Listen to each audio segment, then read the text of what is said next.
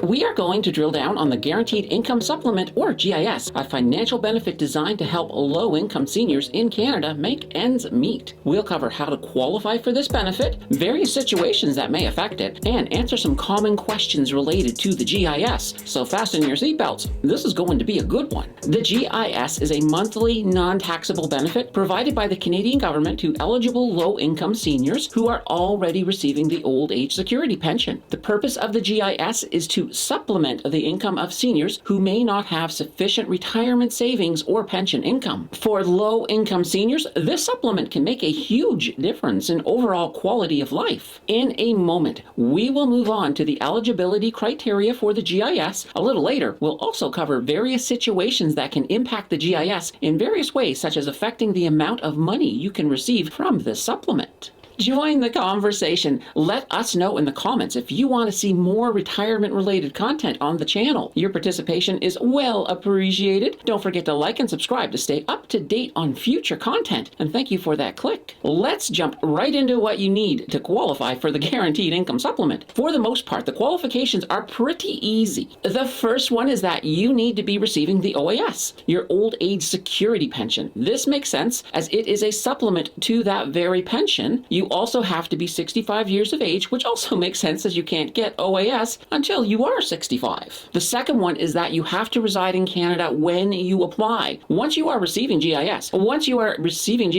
you are allowed to leave Canada for up to 6 months without any impact on your GIS. So no worries, snowbirds, the GIS has your back. The final qualification is that you have to have an annual income below a specific threshold. You do need to keep in mind that your spouse or your common law partner's income is also considering when determining your eligibility for the GIS. These are the threshold values at the time of recording, so 2023. If you are watching this way in the future, just head over to Canada.com and search for the GIS to get current threshold values. If you are single, widowed, or divorced, your threshold in 2023 is $20,832. If you are married or in a common law relationship and your spouse receives a full AOS, then that threshold becomes $27,552. If your spouse or common law does not receive an AOS pension, then your threshold is $49,920. Finally, if your spouse or common law partner receives the allowance, then your threshold is $38,592.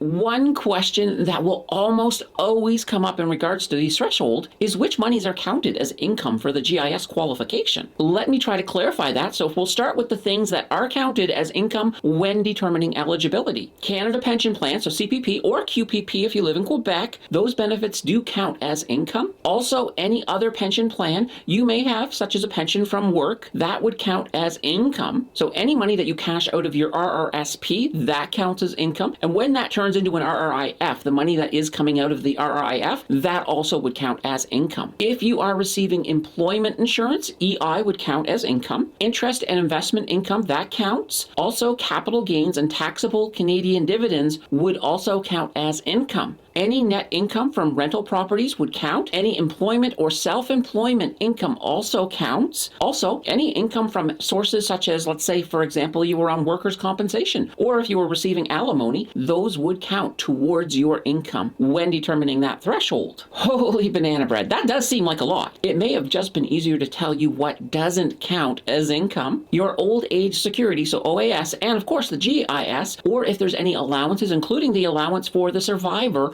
those do not count as income. CPP or QPP contributions and your EI premiums also do not count as income. And those contributions apply to whether or not you have normal employment or if you're self-employed. Any kind of deductions like union fees, RRSP deductions, or if you have moving expenses and other employment expenses do not count towards that threshold. Keep in mind, if you are fully retired, you don't have to worry about all of those employment contributions, all of that stuff. It's not going to come into play when calculating your threshold. It's only for seniors who are also working. So let's take a look at a couple of situations that can impact your GIS. Changes in marital status can definitely have a huge impact as your spouse or common law's income is part of that equation. So if you decide decide to get married in your golden years, you definitely want to be talking to Service Canada to get that sorted out. Changes in income. If your income or your spouse or common law partner's income changes significantly, it could very well affect your eligibility or the amount you receive for GIS. Keep in mind, this can include starting your CPP late. You may be eligible for the GIS. Then once you hit 70, you had deferred that CPP, and when that starts, it could impact those calculations. If you are leaving Canada for more than 6 months, you may very well lose your benefit. In that case, I would contact Service Canada, especially if you're only going to be gone a little bit longer than 6 months. Just make sure you have your ducks in your row so that way there you have minimum impact on your GIS. Another common situation that you may run into is if your spouse or common law enters a retirement home. Service Canada may find that you and your spouse are each then eligible for the same monthly financial benefits as single pensioners. There is a form, it's called Spouses or Common Law Partners Living Apart for Reasons Beyond Their Control. This, of course, could result in both of you receiving an income boost, so it is worth contacting Service Canada and getting this form filled out. Before we wrap this up, I want to quickly answer a few frequently asked questions when it comes to the GIS. How do I apply for the GIS? You can apply for the GIS by completing and submitting the application for the Guaranteed Income Supplement form. I believe this one is ISP 3025. You can find this form online, or you can request it directly from Service Canada. How is the GIS amount determined? The GIS amount is calculated based on your marital status, your annual income, and your spouse or common law partner's income, if of course that's applicable. The GIS is designed to provide a higher benefit to those with lower incomes, and the benefit amount decreases as your income increases. How often are GIS payments made? GIS payments are typically made on a monthly basis along with your OAS pension. Do I need to reapply for the GIS every year? No, you don't need to reapply every year. However, you must file your income tax return annually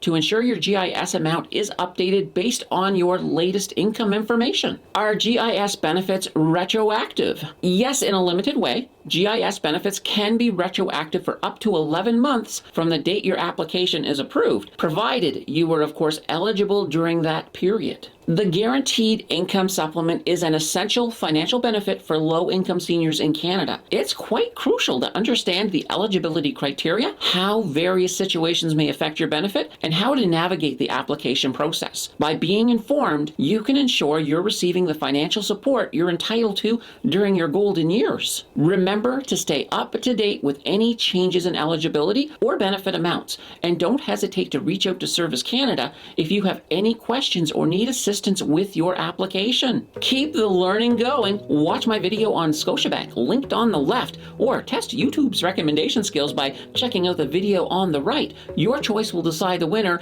and I will see you, of course, in the next video. Holy banana bread, the video's over. Why are you still here?